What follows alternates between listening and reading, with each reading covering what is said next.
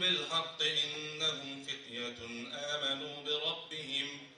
চট্টগ্রামের premier university central অডিটোরিয়ামে অনুষ্ঠিত হয়েছে youth voice of Bangladesh Chattogram city working কমিটির জেনারেল কাউন্সিল 2025।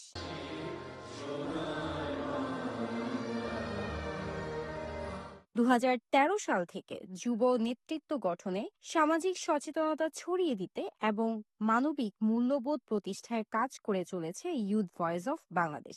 এই সম্মেলনে চট্টগ্রামের 42টি কলেজ ও বিশ্ববিদ্যালয় থেকে নির্বাচিত 145 জন প্রতিনিধি ও প্রায় 300 শিক্ষার্থী অংশ নেন। আমাদের দেশের যে স্বাধীনতা, সার্বভৌমত্ব, গণতন্ত্র বারবার যেটা খামছে ধরা হয়েছে, সেটাকে কিন্তু তরুণ সমাজ রক্ষা করেছে।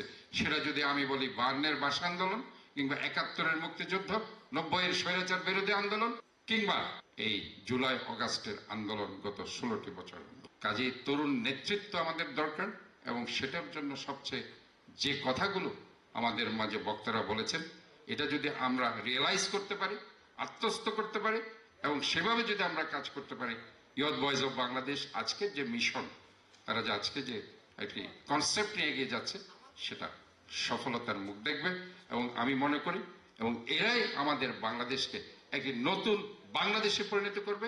অনুষ্ঠানে সভাপতিত্ব করেন ইউথ ভয়েস অফ বাংলাদেশ প্রতিষ্ঠাতা চেয়ারম্যান ব্যারিস্টার তারেক আকবর খন্দকার। প্রধান বক্তা ছিলেন চট্টগ্রাম জেলা প্রশাসক ফরিদা খানম। বিশেষ অতিথি হিসেবে উপস্থিত ছিলেন professor doctor Farid A Subhani, barrister Mir Helal, barrister Osman Chowdhury, barrister Shahnawaz Monir এবং বিএনপি ফরেন অ্যাফেয়ার্স কমিটির সদস্য ইসরাফিল খসরু মাহমুদ চৌধুরী।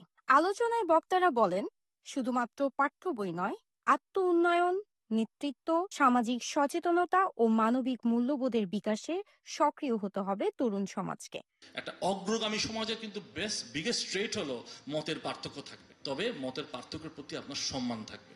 এটা আমাদের বুঝতে হবে। এবং এই মতের পার্থক্য যদি আমরা সম্মান করি, যেটা আমরা ইয়াংরা যারা আছি তাদেরকে বিশেষ করে তাদেরকে বলছি, তাহলে কিন্তু আমরা সামনে আগাতে পারবো।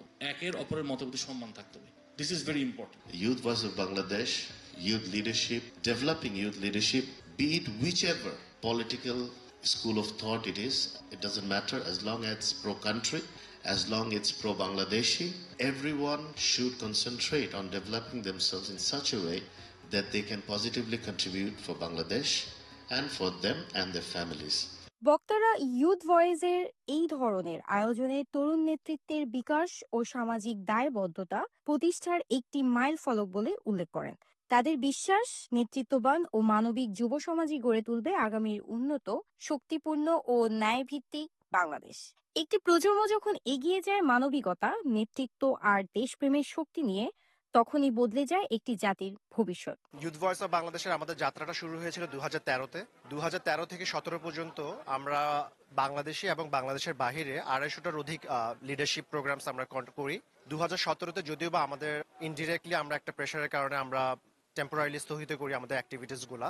এখন আমাদের গত মে মাসে আমাদের চট্টগ্রামের ওয়ার্কিং কমিটি হয়েছে, যেখানে 42টি প্রতিষ্ঠান থেকে, ইনস্টিটিউশন থেকে, কলেজ এবং ইউনিভার্সিটিস থেকে আমাদের 145 জন মেম্বার সিলেক্ট করা হয়েছে।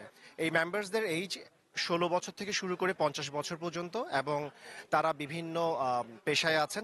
তাদের মধ্যে রয়েছেন শিক্ষার্থীরা, doctors, barristers, lawyers, advocates and সমাজকর্মী। আমরা আশা করছি তাদেরকে নিয়ে আমরা নতুন একটা বাংলাদেশ গড়ব, যেখানে তারুণ্যের কণ্ঠস্বরটা প্রাধান্য পাবে। এবং আমাদের নেক্সট ইভেন্টগুলোর মধ্যে থাকবে বিভিন্ন লিডারশিপ ইভেন্টস, বিভিন্ন লিডারশিপ কোর্সেস, যেখানে তারুণ্যরা তাদের নেতৃত্বের যে দক্ষতা সেটা নিয়ে কাজ করতে পারবে, সেটা আরো এনহ্যান্স হবে। আমরা এটাই আশা করছি ইনশাআল্লাহ। News desk, CTG post.